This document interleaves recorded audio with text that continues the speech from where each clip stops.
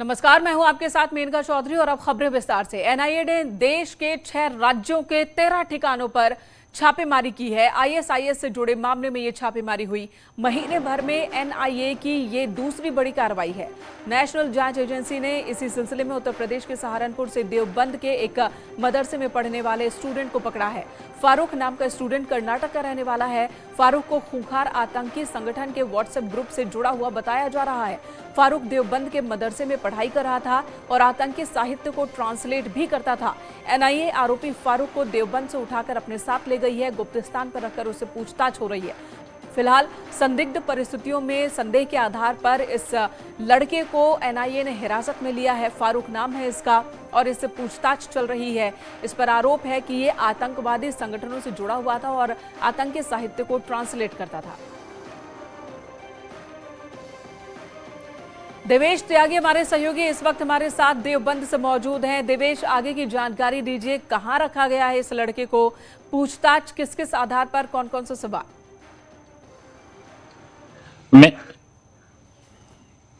मेनका, मैं आपको बताना चाहूंगा, सो मोटो के तहत 15 जून 2022 को एक एफआईआर दर्ज की गई थी एटीएस एनआईए द्वारा, और उसके अंतर्गत कर्नाटका के रहने वाले एक जो फारूक है नाम का छात्र था, उसको देवबंद के एक मदरसे से गिरफ्तार किया गया है। और एनआईए और एटीएस लगातार उस पर नजर रखी हुई थी। कई दिन से उस पर नजर रखने के बाद उसको लेकिन उस फारूक था कि फारूक अपने जो मदरसे का हॉस्टल था, हॉस्टल के कमरे में ही रहता था।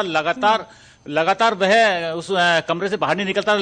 एनआईए कोशिश कर रही थी, प्रयास कर रही थी कि वह मदरसे से बाहर आए, उसको बाहर ही हिरासत में लिया जाए। लेकिन जब उसकी गतिविधियों पर कई दिन नजर रखने के बाद वह बाहर नहीं निकला, तब एनआईए ने आज सुबह लगभग 4 से 5 बजे के आसपास उसके जो मदरसे में गई, उसके कमरे में जाकर उसको गिरफ्तार किया और वहां से लेकर वह सहारनपुर के, मैं आपको दिखाना चाहूंगा, ये एटीएस का दफ्तर है, जो फील्ड यूनिट है, यहां पर उसको रखा गया। और यहां पर कई घंटे पूछताछ करने के बाद लगभग 2:30 बजे के आसपास उसको लेकर एनआईए की टीम यहां से निकल गई है। और उस पर जो आरोप है वो उसमें कहीं सोशल मीडिया से जुड़ा हुआ था, सोशल मीडिया में, और वह टेलीग्राम नाम का एक ऐप है सोशल मीडिया का, उस पर भी जो है ट्रांसलेट करने का धन्यवाद इस पूरी जानकारी देने के लिए। तो लंबे वक्त से फारूक पर एनआईए की नजर थी, उसकी गतिविधियों पर नजर थी, सोशल मीडिया पर भी निगरानी रखी जा रही थी और एनआईए की टीम ने आज छापेमारी की, उसे हिरासत में लिया। पहले तो एटीएस के इस कंट्रोल रूम में